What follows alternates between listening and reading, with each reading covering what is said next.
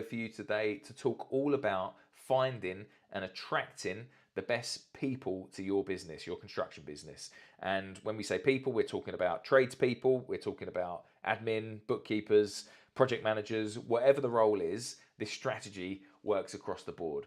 Now, it can be a real challenge bringing on people to your business, but it's absolutely essential. If you want to scale, you can't do that on your own. You do need to bring people in order to scale your business and become more profitable.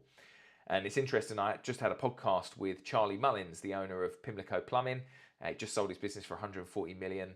Before he sold it, he was turning over about 50 million a year. So you can imagine the amount of staff he had. He had hundreds of staff that worked for him, probably thousands over the course of his 40-year career. If you haven't seen that podcast, make sure you check that out or watch the YouTube video on it. It's really, really insightful, actually.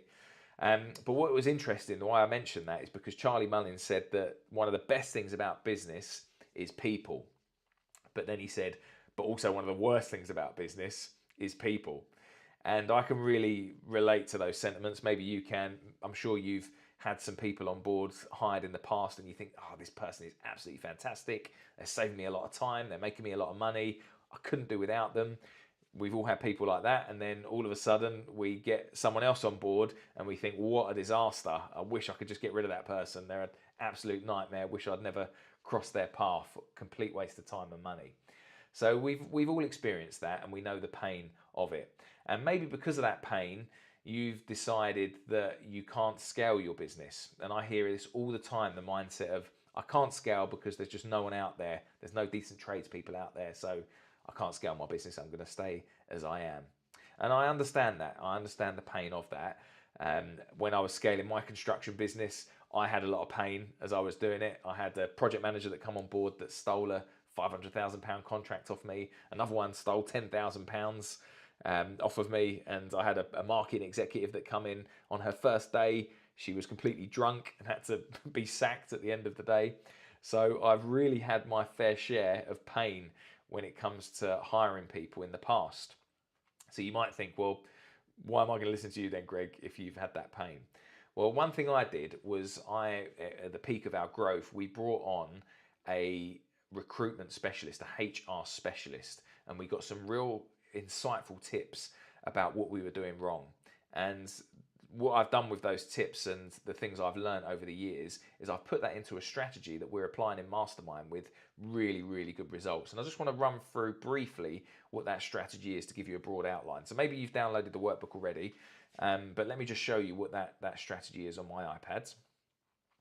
So the strategy in order to bring on the best people, I call it HIRE, the acronym HIRE, HIRE, and that stands for Harmony, Interest, Re-interview, and Entice. So I'll explain all these terms, what they mean, but harmony, we're talking about bringing the right person on board that's going to be in harmony with you, the job that you want done, and the culture of the business. So that's what we're talking about with harmony. Interest is we want to pique the person's interest to even apply for the job advert.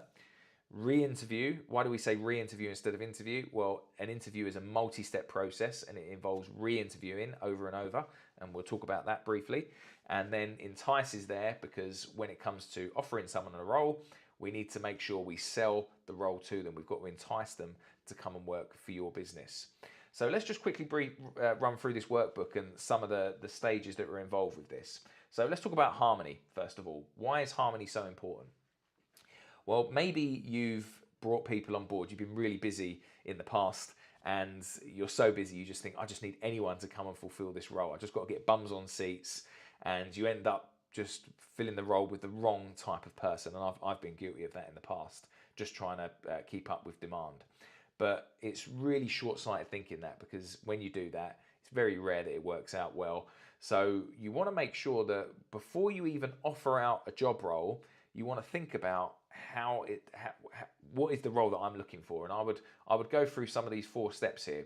You want to think about, first of all, what is the exact role? Do a little bit of a mission statement of the role it is that you're looking for. What have they got to carry out for you? I would think about the outcomes that you're looking for from that person. So there might be specific outcomes. For example, if you had a project manager, the outcomes might be, I need you to invoice £50,000 of work a month, or I need you to undertake 5 projects at a time, whatever that's going to be. So think about the specific outcomes that you're looking for.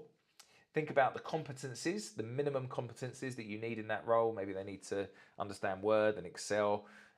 Maybe they need to drive. Think about all those competencies. You might want to be a little bit flexible with the competencies because sometimes if you get the right person on board, you can train them up in these things. But think about that. That's quite important.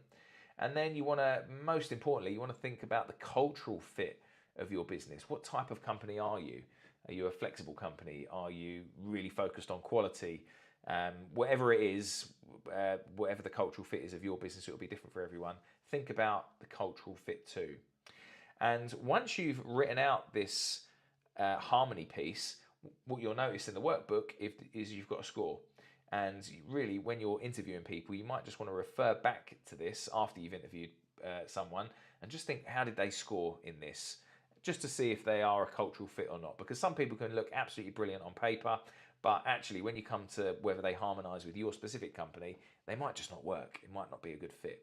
So that's step number one. We've got a part of the hire process. Make sure you understand clearly what the role is and that the person harmonises with that role. The second step is I for interest. We've got to pique their interest. So how do we do that? Well, think about the job advert that you're putting out there. Now, you might put the job advert out over Facebook, over Instagram. It might go out on your website. You might use sites like Indeed, Monster, or all the different ones that are out there. And obviously there's hundreds of job adverts that are going out at any point. So what is going to make your job advert stand out amongst others? Well, you really need to think about how you entice and pique someone's interest with this job advert out. Someone in my mastermind did this really well recently. He was looking for a QS role and he just wrote up such a good job advert. He wrote up about the business, what they were doing, some exciting things that they were working on and what their plans were over the coming year or so. But then the job advert was really enticing too. He was very clear about what the role was, but he listed benefits, things like flexible working, gym membership, cycle to work schemes, little things like that, just small things. But because he listed them all out, it looked like massive benefits to the potential candidate, and it wasn't really going to cost him that much to deliver that. So think about that when you're writing the job advert out, and we've got some examples here of what you might want to include in that. So that's the job advert. The second thing you need to think about as part of the hire strategy is the interview process, or as we say here, the re-interview. So the interview process doesn't want to be just a single, sometimes it's just a meet them down the calf and offer them a job. You want to make sure you're doing multiple interviews, and I would potentially do a telephone interview first and just get some broad understanding of who this person is. So we've got some examples here in this sheet. And once you've done the telephone interview, you then move to formal interview if you think they're worth it. So that way you're not spending hours interviewing people that aren't suitable. Do the telephone interview first. If they're no good, get rid of them. If they are good, get them on the formal interview. And we've just got some example questions here that you might want to be using on the formal interview, which just draws them out a little bit more. Also part of the interview process, and this really gets missed, is making sure you find the references of people they've worked for previously. And any decent candidate should be able to offer you references from previous employers. If they had a fallout of their last employer, maybe it's not them, but maybe they can offer you one before. But really there'll be red flags raised if a candidate can't offer you references. So make sure you try and get these references, and there's potential questions here that you could ask the referees to see how they found that person. The referees sometimes won't answer all these questions, so it can be a little bit difficult, but if you can, ask it and you might get the right answers back.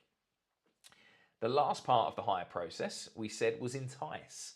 So how do you entice people to your business? As we said, there's tons of people out there, and there's also tons of work out there for people at the moment. So you've got to make sure you sell your business. You've got to sell your company. Why should they come and work for you specifically? So I often focus on 4 areas of this. How does your company fit them? That maybe culturally fit them. How does it offer them freedom? How does it offer them fortune, or what's the monetary benefits to them, bonuses and things? And how does it offer them fun?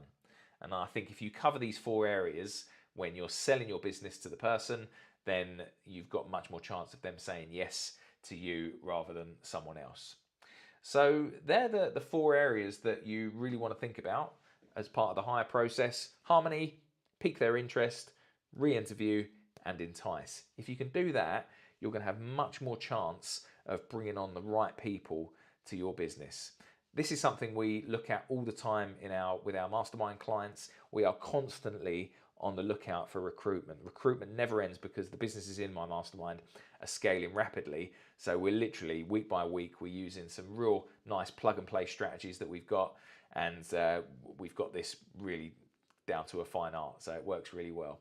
If you'd like to talk about how we can help you in Mastermind, then make sure you click on the link or comment, and we'll get you set up for a phone call to see how we can scale your business. But I hope that helps you to think about how to hire the best, find and attract the best people for your company.